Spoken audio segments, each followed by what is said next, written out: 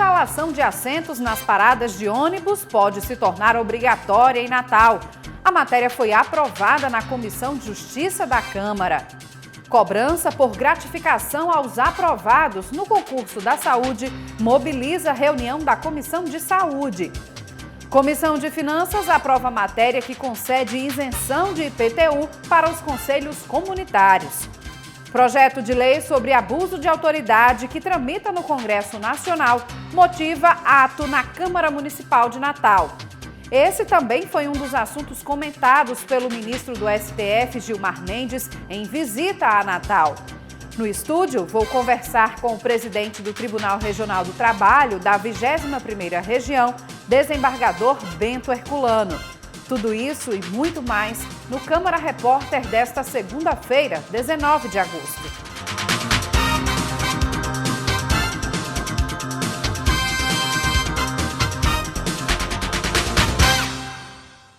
Olá, tudo bem? O Câmara Repórter começa trazendo uma boa notícia sobre a educação pública que dá certo. O Rio Grande do Norte levou 20 medalhas na Olimpíada Nacional de História do Brasil. Foram 4 medalhas de ouro, 7 de prata e 9 de bronze, o que representa 27% do total das premiações. Das 20 medalhas, 19 foram conquistadas por alunos do campi do IFRN de São Paulo do Potengi. Todos estão de parabéns. Agora vamos falar sobre o Legislativo Municipal. Na reunião da Comissão de Justiça, que aconteceu nesta segunda, os parlamentares aprovaram um projeto de lei que torna obrigatória a instalação de assentos nas paradas de ônibus em Natal. Os membros da Comissão de Legislação, Justiça e Redação Final voltaram a zerar a pauta de projetos. A reunião começou com a manutenção de um veto ao projeto de lei que altera um dos artigos da Lei 8666, a Lei de Licitações e Contratos. Os parlamentares entenderam como inconstitucional a proposta de alteração.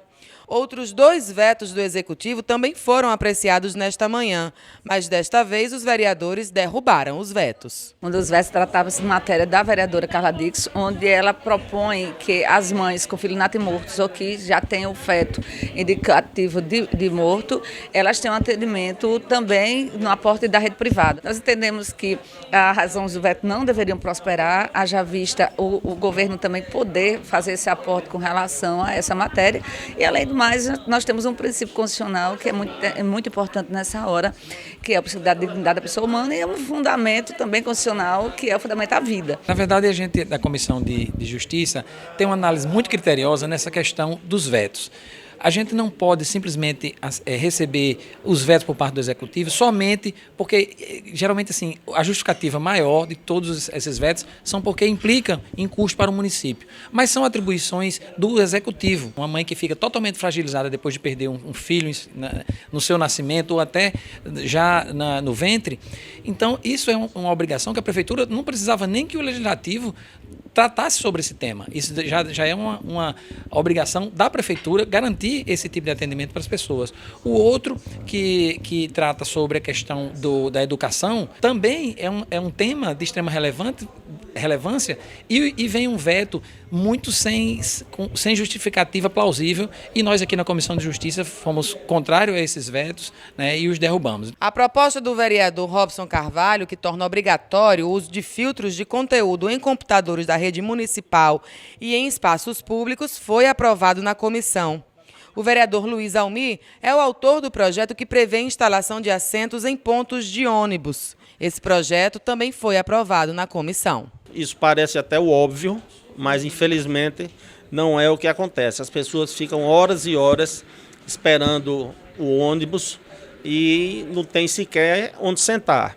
Então nós aprovamos um projeto de lei municipal hoje na Comissão de Legislação e Justiça, que visa justamente acabar com esse desconforto que é causado ao cidadão natalense. Foi uma reunião extremamente produtiva, onde nós analisamos cerca de 20 a 25 projetos de lei, projetos de decreto legislativo, alguns vetos do Poder Executivo, todos os temas relacionados à cidade do Natal. Conselhos comunitários poderão ser beneficiados com a isenção do IPTU. Essa foi uma das matérias apreciadas na reunião da Comissão de Finanças. Na reunião, os vereadores voltaram a zerar a pauta da Comissão de Finanças. Ao todo, mais de 10 projetos foram apreciados na manhã desta segunda-feira. Essa reunião é sempre produtiva, os assuntos relacionados, principalmente qualquer que seja assunto relacionado a onerar o município. Então aqui a comissão está pautada com uma responsabilidade e, acima de tudo, os trabalhos estão bem avançados. Entre os projetos aprovados esteve um de autoria do presidente da Casa, vereador Paulinho Freire, que torna obrigatória a vacinação para idosos e gestantes. Eu acho que foi magnífico o projeto do Paulinho Freire e tenho certeza que vai ter um alcance social fabuloso. Outra matéria aprovada beneficia os conselhos comunitários com a isenção do pagamento do IPTU. O projeto é de autoria da vereadora Nina Souza. Esses espaços, eles não têm condições de estar pagando IPTU, até porque eles não recebem nada de governo municipal nem de estadual. Então é um projeto importante. Para a próxima reunião, os parlamentares confirmaram a presença do secretário George Antunes. O objetivo é discutir a retomada das obras da unidade de saúde do Alto da Torre. Foi deliberado na reunião de comissão que na próxima segunda-feira nós vamos promover uma audiência pública no âmbito da comissão, onde nós vamos chamar o secretário de saúde, o secretário de obras e também a população do Alto da Torre, daquelas comunidades ali adjacentes, onde está paralisada a obra da unidade de saúde. E na tarde desta segunda-feira, a Comissão de Saúde recebeu os secretários municipais de administração e de saúde para cobrar gratificações dos aprovados no último concurso do município. A Comissão de Saúde, Previdência e Assistência Social cobrou as gratificações dos profissionais de saúde aprovados no último concurso do município. Menos de 10% têm recebido a remuneração extra, mesmo admitidos há quase 6 meses. Eles recebem, por exemplo, 4 mil de salário e 3 mil de gratificação. Isso dependendo de quem é, de que é médico, dentista, se é enfermeiro, né? Então, essa gratificação está sendo passada para alguns. Então, você imagina, vamos dar aqui um exemplo prático. Médico da SAMU, dentro da mesma ambulância, um médico recebe 4, outro recebe 7, porque um foi implantada a gratificação. No entanto, o que nos preocupa é que a cooperativa médica paga muito mais caro. E quem paga a cooperativa é a própria prefeitura. Então não há um encaixe de conversa. Então vários médicos estão desistindo do concurso, estão voltando para a cooperativa para receber mais do mesmo governo. O secretário de Saúde do município compareceu à comissão e reconheceu que a situação é constrangedora. Pediu desculpas aos servidores, mas disse que a questão é financeira. Eu sei a angústia desses servidores de não estarem recebendo os seus salários na integralidade, né? Os salários que foram acordados, inclusive em contrato, um contrato assinado com a prefeitura, mas a prefeitura não está tendo a capacidade de resposta, de responder ao acordo que foi firmado, ou seja, de pagar os salários integralmente, por problemas financeiros, problemas de caixa. O que nos cabe agora é, juntamente com o prefeito, e em busca desses recursos financeiros que impactam seriamente no orçamento do município, já que essa despesa mensal gira em torno de R$1 milhão, mas nós temos que buscar esse recurso em algum lugar. Já o secretário adjunto da administração, pasta a quem cabe o pagamento das gratificações, admitiu a falta de recursos para pagar a folha extra. Segundo Carlos Moreira, o município não estava preparado para incorporar os servidores. Fez apenas por ordem judicial. Não há prazo para que a questão seja resolvida. O que vem impactando realmente é a questão de essas gratificações representam um montante de mais de R$1 milhão. Ou seja, não estava previsto no nosso orçamento e nós estamos trabalhando e procurando soluções para essa situação. Como você bem falou, foram pagos anteriormente a 100 novos servidores a gratificação da estratégia da família. Porém, nós estamos trabalhando burocraticamente para fazer as avaliações, porque não é só essa gratificação que existe no município. Cada categoria tem uma lei específica, tem sua gratificação específica em decorrência do trabalho que ele exerce. Então, o município está trabalhando para isso, a forma burocrática para acelerar, E em outro viés também estamos trabalhando para aumentar a nossa receita para poder pagarmos esses servidores que estão trabalhando e exercendo suas funções. Segundo a sindicalista Célia Dantas, o problema de pagamento das gratificações aos servidores da saúde é antigo. Desde os profissionais que entraram no concurso de 2008, que foi preciso fazer uma greve para poder ser implantada as gratificações. E a maioria desses profissionais até hoje não recebem insalubridade, não recebe adicional noturno, alguns não foi implantado o Vale Transporte, já tem direito a 2 quinquênios, não foi implantado o quinquênio. Então, essa é uma situação que a prefeitura é como ela estivesse priorizando não implantar as gratificações. O fato de os médicos cooperados que prestam serviço ao município receberem salários maiores que os concursados e também gratificações superiores também foi motivo de questionamento da comissão. Os profissionais estão entendendo que é melhor ser profissional de cooperativas do que do quadro do município. Consequência futuras, ninguém vai querer fazer concursos aqui na nossa cidade, porque o atrativo é o dinheiro, e o dinheiro da cooperativa é bem melhor. Além de receber mais próximo da pontualidade, o salário é melhor, é mais atrativo. Enquanto isso, médicos, dentistas, enfermeiros, técnicos e atendentes de consultório reclamam do tratamento que a secretaria tem dispensado aos servidores. Há 6 meses a gente está sem receber uma gratificação, que o repasse é federal, tá? Para que você fique bem claro. A GESF, que é o repasse que tem que ser implantado, é um repasse que vem do governo federal, tá? Então a prefeitura ela entra com uma contrapartida. Isso já foi publicado no Diário Oficial, tá? Os profissionais de primeira chamada estão recebendo de forma correta os valores e para os profissionais de segunda, terceira e remanescente não foi implantado.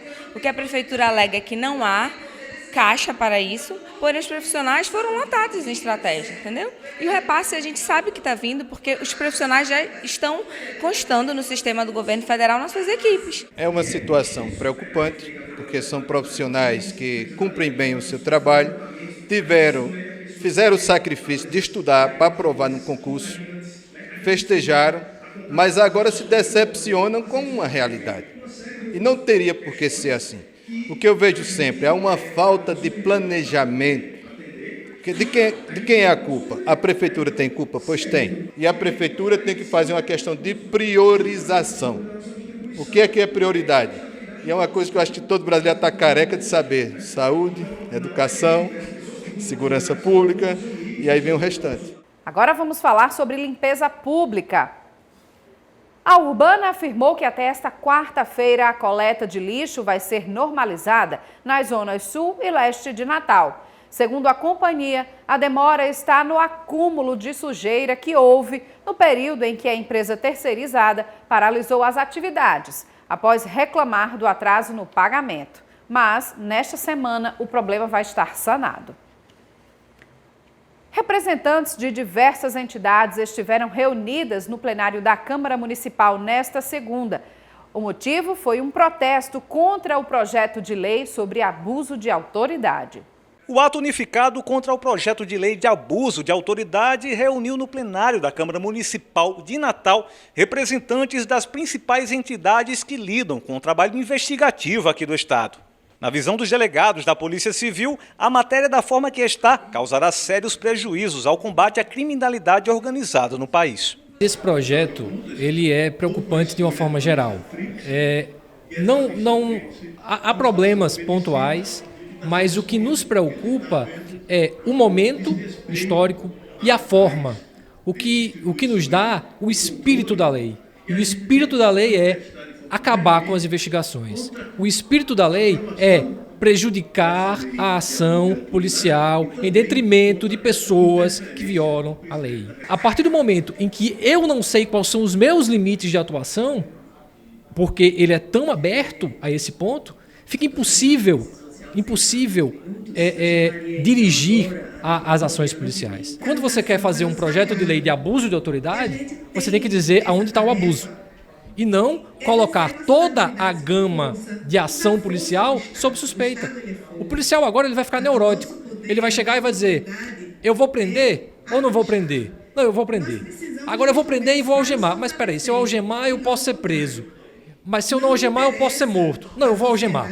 Peraí, tem alguém filmando? Porque se alguém filmar, mesmo que não seja minha culpa, eu posso responder. Então, peraí, tem alguém filmando? Quando ele terminar de parar em tudo que pode dar errado, o bandido está em casa contando dinheiro. Para o presidente do Simpol, Newton Arruda, no projeto constam muitos itens subjetivos, permitindo com que atuações legítimas possam ser taxadas como abuso. O que esta lei vem a contribuir, na verdade, ela vem contribuir com o aumento da criminalidade, com o aumento na corrupção, de maneira que ela venha a limitar ações de policiais, de promotores e de juízes. Com a aprovação da Câmara Federal, o projeto agora será avaliado pelo presidente da República, Jair Bolsonaro. Os manifestantes defendem o veto integral da matéria. O que se fez nessa lei não foi se punir abuso, mas foi tentar se limitar às ações de quem tem o dever funcional de investigar. Esses elementos são dificultados por expressões que são colocadas na lei totalmente subjetivas, que deixam uma espada na cabeça de cada investigador na hora de se investigar. Por exemplo, prazo razoável.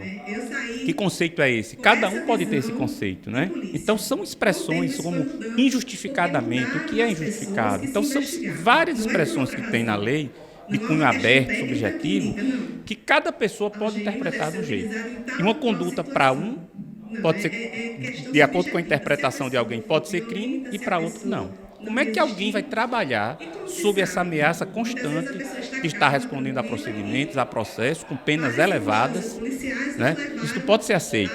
Então, é contra isso que nós estamos buscando o veto da presidência e que se busca uma lei que puna efetivamente quem abusar de sua autoridade, mas uma lei que puna quem abusa, mas não puna quem investiga e quem combate a criminalidade. Este também foi um dos assuntos comentados pelo ministro do Supremo Tribunal Federal, Gilmar Mendes, que esteve em Natal na última sexta-feira. Na ocasião, ele recebeu a imprensa e se posicionou sobre a defesa de um julgamento justo para o ex-presidente Lula, além também de criticar procuradores da Lava Jato. Veja como foi na reportagem de Simone Silva. Em passagem por Natal, na última sexta-feira, para participar de evento da Justiça Federal, o ministro do Supremo Tribunal Federal, Gilmar Mendes, concedeu entrevista coletiva, onde tratou de diversos assuntos, dentre eles a lei de abuso de autoridade, a qual se mostrou favorável. Uma lei que estabelece limites para juízes, para promotores, para delegados, para deputados. A toda hora nós temos incidentes nas CPIs. Se vocês acompanham, convocação de pessoas na condição de testemunha, mas na verdade eles são levados como investigados. E aí vem a discussão sobre se a presunção de inocência, se eles podem ter o direito ao silêncio e tudo mais. Condução coercitivas, abusivas e tudo mais. Então, vale para todos, não é? Acho que, nesse sentido, é um passo interessante. Ele defendeu o combate à corrupção e à criminalidade de forma efetiva. Pregou que o Estado deve combater a violência, mas não acredita que a liberação do porte de arma e a pena de morte sejam soluções. Também recomendou perdão aos excessos do sistema, feito por pessoas de carne e osso, como definiu. Diante da seriedade, da criminalidade como um todo, né? Vez nós temos a questão, nós sofremos os atentados, saímos à rua e sofremos um atentado, desde um pequeno furto a uma coisa mais séria e tudo mais. E nós passamos então a ser defensores de porte de arma ou, de forma mais radical, nós dizemos arma para todos ou pena de morte. E descobrimos ao fim e ao cabo que nenhuma coisa nem outra resolve o problema, né? Nós temos que, de fato, combater a criminalidade de forma efetiva. Ou vem as notícias que vêm sobre corrupção. E aí as pessoas dizem, então nós temos que ter um tipo de punição geral. E o que acontece? Após o intercepto, a gente descobre que essas pessoas são de carne e osso, né? Ou que heróis têm pé de barro. Com 63 anos e 30 de vida pública, Gilmar Mendes criticou a postura de procuradores da Operação Lava Jato, principalmente do coordenador Deltan Dallagnol, a quem acusou de monetizar a força-tarefa, citando o caso das palestras. Isso é venda de cargo público, disse. Para o ministro, os procuradores se imaginam soberanos. Toda vez que havia uma decisão do Supremo ou do STJ, os procuradores faziam campanhas públicas contra a decisão. Eu me referi na presidência num caso ali no plenário do Supremo, a um ataque que os procuradores tinham feito ao ministro João Noronha. Por quê? Porque ele tinha, no plantão, concedido um habeas corpus. E aí o desqualificavam. Quer dizer, de onde essa gente tirou essa autoridade? Quer dizer, voltando à minha fala inicial, eles se imaginaram soberanos. Acima de tudo. Por quê? Porque a mídia os embalou, eles ficaram animados com tudo isso. Eles receberam aplausos, e talvez parte dos aplausos fossem de fato devidos. Mas ninguém imaginava, por exemplo, que Dallagnol estava enriquecendo com palestra, monetizando a Lava Jato. Ninguém imaginava. Porque isso é vender o cargo público. O que é a mercancia do cargo público? Uma forma é dizer vender um ato, outra é vender também a função, monetizando de alguma maneira. Bem-humorado e ignorando os protestos contra a sua presença em Natal, organizados por um pequeno grupo à frente da sede da Justiça Federal, Gilmar Mendes falou com a imprensa por quase 18 minutos e terminou a coletiva se mostrando muito seguro de suas decisões. As pessoas mudam de posição. Eu continuo na mesma posição. Quando eu estava no tribunal, e lá cheguei e fiz muitas críticas aos atos do PT, me aplaudiam. Durante o mensalão, quando a gente censurava o PT, aplaudiam. Depois passaram a criticar. Eu não mudei de posição. Eu continuo achando... Veja, o mensalão é um caso exemplar, vejam vocês, porque nós condenamos as pessoas, só depois do trânsito em julgado é que houve a execução da pena. Fala-se muito do ministro Joaquim Barbosa, mas ele cumpriu o catecismo, a cartilha. Quer dizer, aplicou claramente aquilo que determinava a Constituição. Agora até eu acho engraçado, se vocês olharem agora, vocês vão achar no Twitter um hashtag Gilmar estava certo. Eu fico feliz, né? Mas já poderiam ter dito isso antes. Agora uma dica cultural para esta terça-feira. A Orquestra Sinfônica do Rio Grande do Norte vai fazer a apresentação do concerto Pratas da Casa nesta terça-feira no Teatro Riachuelo às 8 horas da noite. O evento faz parte do projeto Movimento Sinfônico Terças Clássicas e a entrada é gratuita ao público. Há mais de 300 ingressos disponíveis no segundo lote de distribuição, que podem ser retirados a partir das 10 horas da manhã desta terça na Galeria Fernando Chiriboga, no Shopping Midway Mall. Os interessados devem apresentar CPF e documento com foto. São permitidos no máximo 2 ingressos por pessoa. Uma oportunidade imperdível. A seguir, a definição da lista tríplice da vaga ao 5º Constitucional para o Tribunal Regional do Trabalho é um dos assuntos com o presidente do Tribunal Regional do Trabalho, desembargador Bento Herculano. O Câmara Repórter volta já.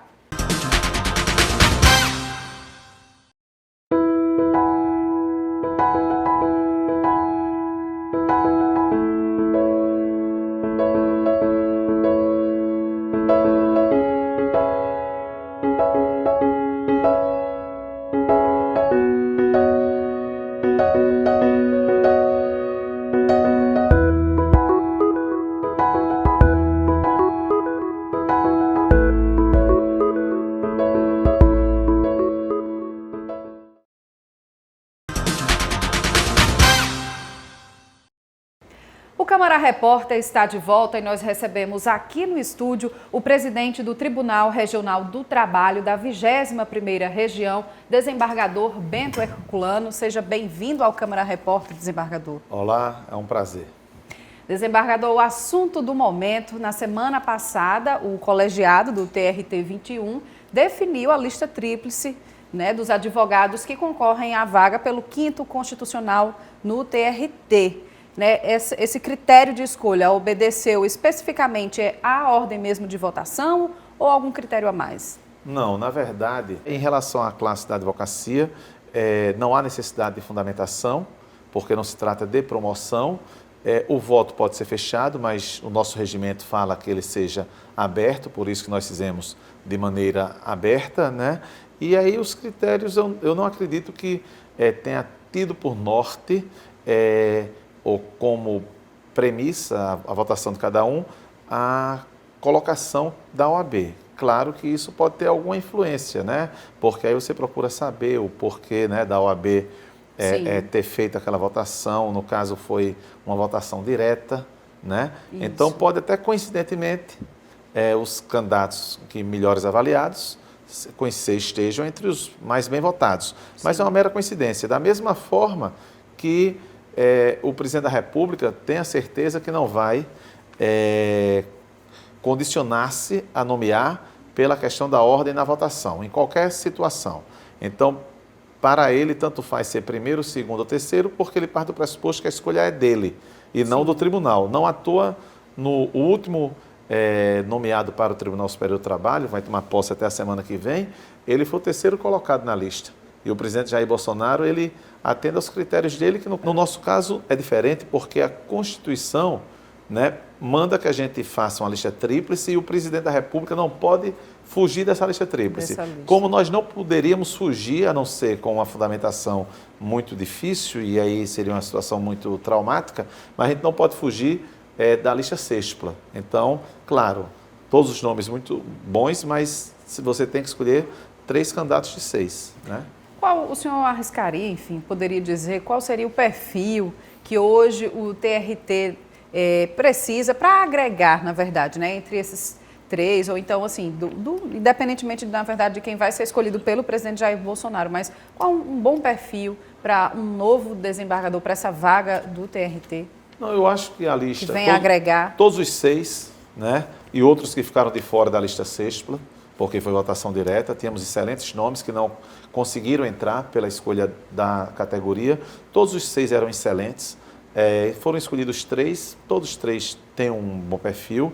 Eu, quando recebi a lista, eu disse uma coisa para o presidente da OAB, na frente de todos os candidatos, e irei cumprir. Né? E que eu, como presidente do tribunal, atuando como magistrado, não vou interferir, não vou usar do cargo para ajudar A, B ou C. Né? Então, que cada um busque os seus caminhos. Isonomia, os caminhos né, são Exato, os caminhos são meramente políticos agora. E o 5º dessa forma, né, vai ter as suas dificuldades, mas contará com o apoio da presidência e creio que de todos os colegas. Doutor Bento, há um prazo para o presidente Jair Bolsonaro definir esse nome? Não, infelizmente não há prazo. Já foi enviada a lista para ele? Não, eu não enviei a lista. Preferi demorar um pouquinho para enviar, porque é possível que haja até algum questionamento. A última lista do Tribunal de Justiça, houve um questionamento no CNJ e o CNJ derrubou a lista, ela teve que ser feita no Tribunal de Justiça, na Justiça Estadual, uma segunda vez. E assim, como às vezes é possível que haja questionamento, então a gente não tem que ter assodamento, né? Tudo é legítimo, as pessoas agem conforme seus interesses, se há legalidade, está dentro da lei, eu acho que é possível. Então, pretendo enviar quando houver um pequeno tempo de maturação. Doutor Bento, agora mudando de assunto, vamos falar de reforma trabalhista, há quase 2 anos já em vigor, né, após a votação e a sanção que houve. Qual o principal efeito dessa reforma sentida aqui no Tribunal Regional do Trabalho? Um efeito que aconteceu de âmbito nacional é que houve uma redução muito grande no número de demandas. Então, agora no final de semana se divulgou que pela primeira vez até o estoque de ações trabalhistas no Brasil, não quer dizer o número de ações que ingressaram, mas o estoque, pela primeira vez desde 2007, salvo engano, ficou abaixo de 1 milhão de ações. Agora, houve uma redução de 36% em nível nacional, o último dado, não sei se já alterou alguma coisa, mas atualmente, aqui no nosso estado houve uma simetria com esses 36%. Né? Então, mais ou menos, eu acho que assim, a grosso modo, houve essa diminuição, Né, que Tende a cair mais ou não? Então, ontem eu li uma entrevista com alguém dizendo assim que achava que tinha se estabilizado e realmente se estabilizou. Nos últimos meses não caiu mais, mas que estão esperando para o futuro um tsunami de ações. Mas o que acontece é que eu sempre fui favorável à imposição de mais responsabilidade, de maior responsabilização para aqueles que demandam. Mas não apenas em relação aos empregados, em relação aos empregadores também. Então, nunca me pareceu justo que um empregado, às vezes, diz um bocado de mentira, faz um empregador contratar um advogado, ter uma despesa, Sim. ter uma espécie de gasto emocional e o empregado não ter nenhuma sanção por conta disso.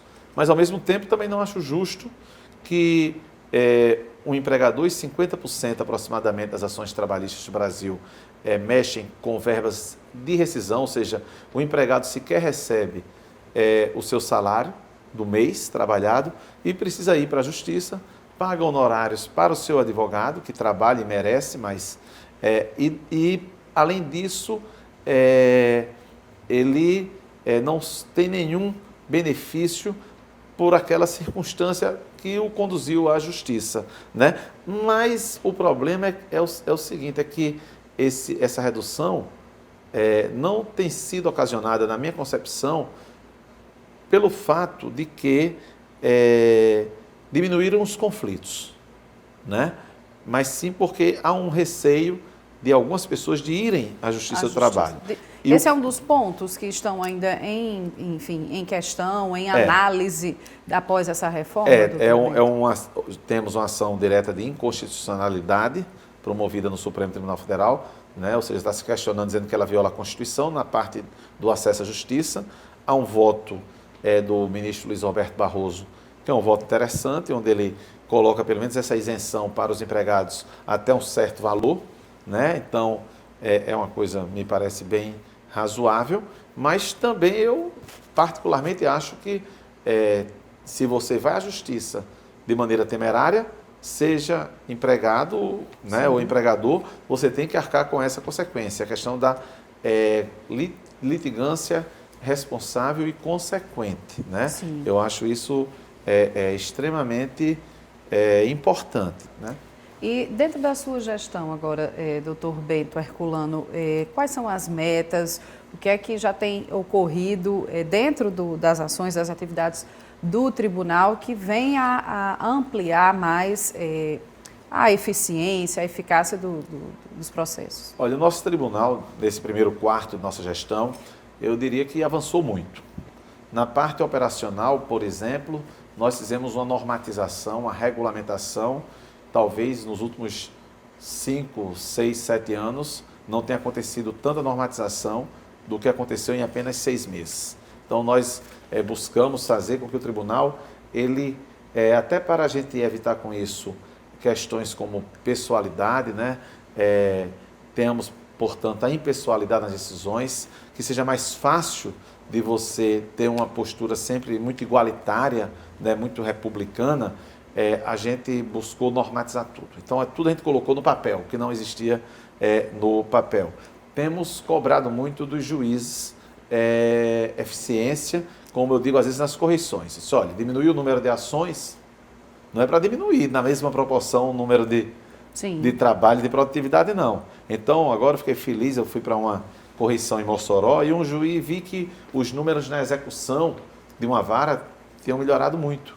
Criamos a transparência, nós estamos transmitindo e tivemos muita reação, inclusive de muitos colegas que não queriam, e nós batemos o pé e dissemos, não importa, vamos sim fazer a transmissão via internet de nossas sessões, o portal da transparência, aquela história, quem não deve não teme, quanto à questão de remuneração de magistrados e de servidores, de gastos, tudo em tempo real, né? Um dia perguntaram quantos recebem auxílio moradia, magistrados? Eu disse nenhum, absolutamente nenhum. Então é muito bom quando você tem esse tipo de possibilidade de dizer, deixar tudo muito livre.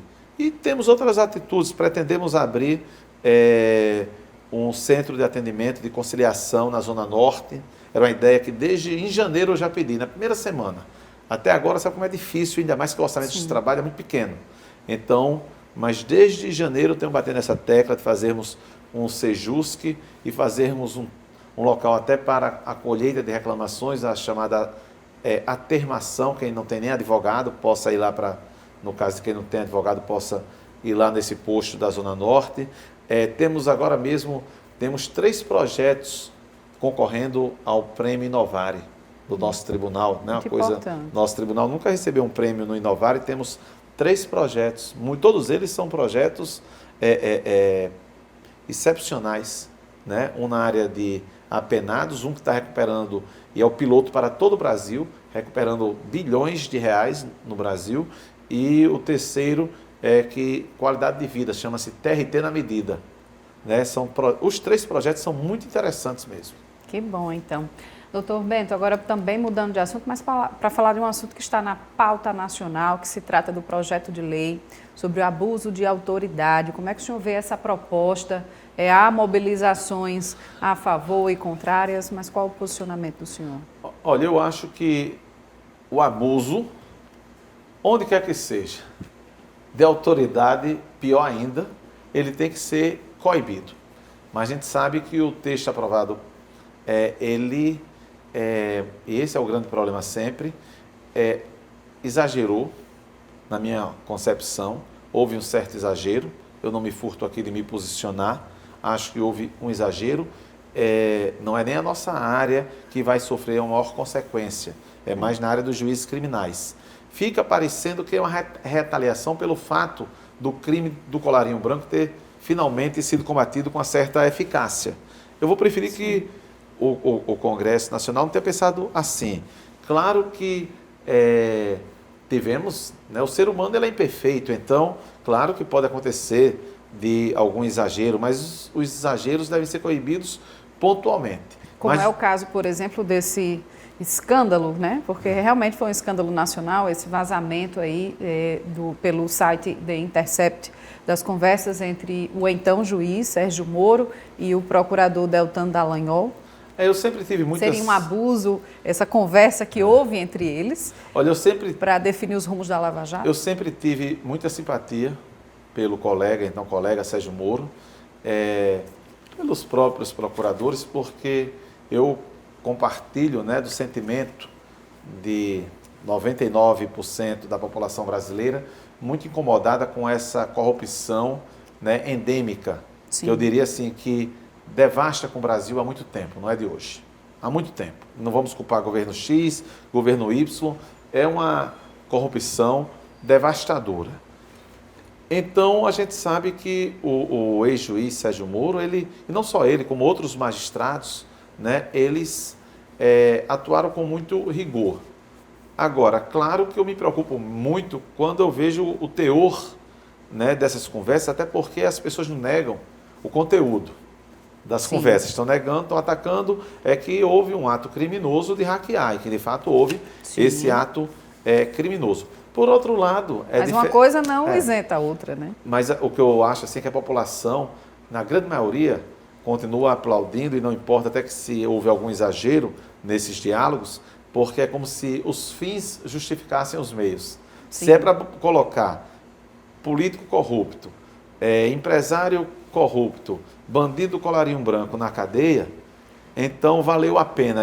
Parece que é esse sentimento que predomina ainda. Mas claro que, porque aquela história, a vítima amanhã pode ser você, né? Então a gente tem essa grande preocupação. Mas eu entendo que precisa ainda que se aprofunde mais, né, o conteúdo, para se verificar realmente se houve ou não um abuso dessa parte, né? Até complementando a outra questão, sim, do abuso de autoridade.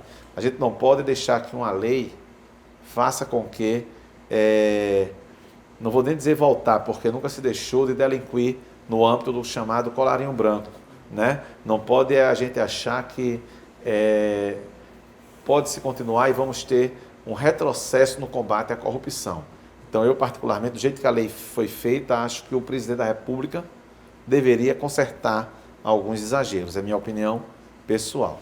Então, Ok, então eu conversei aqui com o desembargador Bento Herculano, presidente do Tribunal Regional do Trabalho da 21ª Região.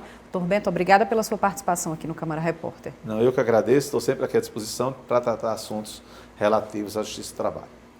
E essa edição do Câmara Repórter fica por aqui. A todos que nos acompanham, obrigada pela audiência e a gente volta a se encontrar nesta terça-feira.